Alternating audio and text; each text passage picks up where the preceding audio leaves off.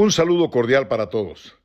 Me han llegado una cantidad de mensajes fuera de lo usual provenientes de Panamá, todos sobre el tema de la posverdad que abordé la semana pasada. Hoy daré respuesta a algunas de las preguntas recibidas en atención a ese maravilloso país del que tan buenos recuerdos conservo. Una pregunta decía, ¿qué lleva a la gente a enviar y distribuir noticias falsas? Ok. Demos contexto a lo relativo a la posverdad. Empecemos por recordar la predicción hecha por Marshall McLuhan, el filósofo canadiense, a finales de los años 60, de que el mundo se convertiría en una aldea global. Esa predicción se cumplió en 1991 con la llegada del Internet. Fue allí cuando de nuevo la humanidad dio rienda suelta a su libertad y creatividad en un nuevo mundo paralelo, ausente de normas y donde el anonimato ha sido relativamente factible. Lo cierto es que el mundo se convirtió en un mundo muy pequeño y más rápido, más instantáneo, donde las sociedades han ido perdiendo las formas y el fondo, que es de donde devienen los excesos que hoy sufrimos todos.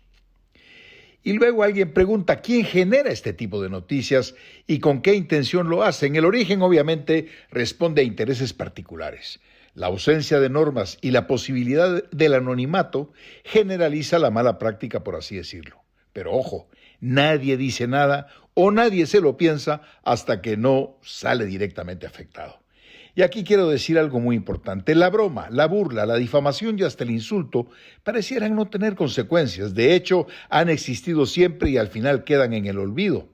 Pero cuando las personas son amenazadas en su integridad, por ejemplo, cuando vía las redes sociales e incluso algunos medios se anula el sagrado principio de la presunción de inocencia de un ciudadano y se produce un linchamiento mediático juzgándolo y condenándolo ante la opinión pública antes de ser sometido a un debido proceso judicial, no solamente se ha dañado la reputación de esta persona, que es un hecho ya muy grave, también se atenta contra todo el andamiaje del sistema de justicia de un país.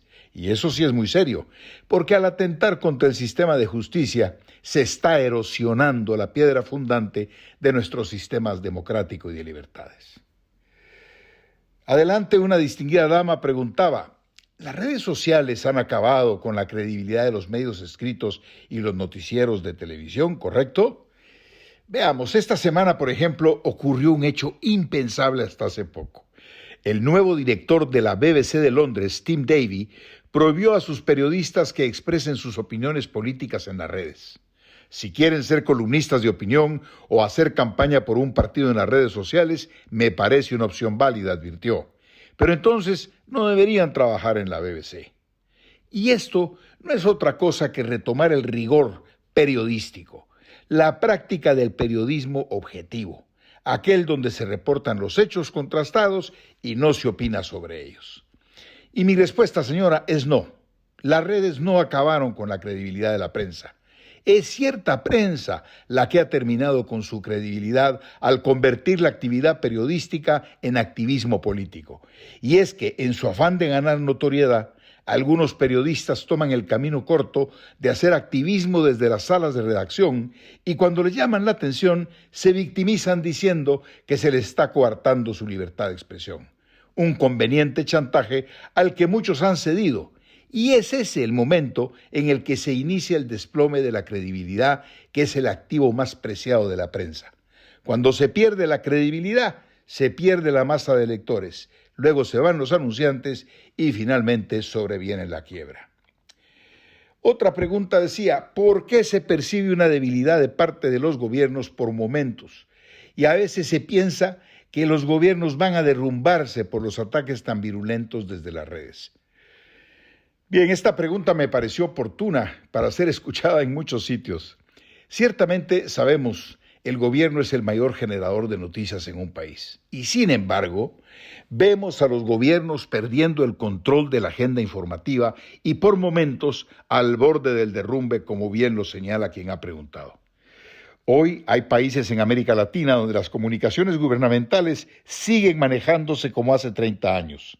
Además de carecer de capacidad de diseño estratégico para un mundo como el actual. Muchos gobiernos no han trabajado para escalar sus capacidades digitales y esos mismos gobiernos siguen valorando los procesos lentos y las puertas cerradas. Ahí está la respuesta. Más adelante, y para finalizar, hay una pregunta que dice: ¿qué se debe hacer para corregir los abusos y los excesos que se hacen hoy día desde la impunidad de las redes? Muy sencillo, así lo veo yo. Debemos enfocarnos en fortalecer nuestras instituciones: justicia, prensa, gobierno.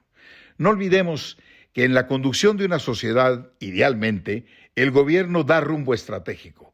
La justicia pone límites y corrige excesos y delitos. Y la prensa es el contrapoder que produce o debiera producir de manera natural la transparencia y la rendición de cuentas. Creo que el tiempo de regular y legislar ha llegado. Es claro que hablamos de una industria muy joven. La Internet la tuvimos solo a partir de 1991, hace escasos 29 años. En tiempos históricos es muy poco tiempo.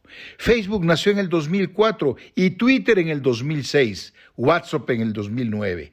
Claro, clarísimo. Aún hay muchos espacios no regulados que permiten que se generen excesos no deseados. Sé que las inquietudes en Panamá han surgido a partir de la incomodidad que produce la irrupción de medios digitales que, me dicen extrañamente, están apoyados desde grandes medios tradicionales.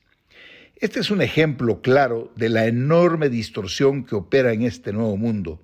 Y muchos se preguntan: ¿qué ha pasado con el Código Civil y el Código Penal? ¿Dónde quedó el derecho a la privacidad? ¿Dónde han quedado los delitos de calumnia e injuria? ¿Se debe aplicar el fuero de prensa a un delincuente cibernético?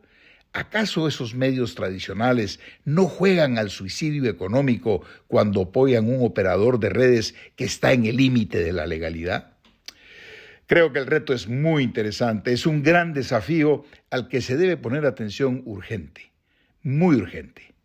Nunca olvidemos que la vida de un país suele estar ligada a los hilos de la información.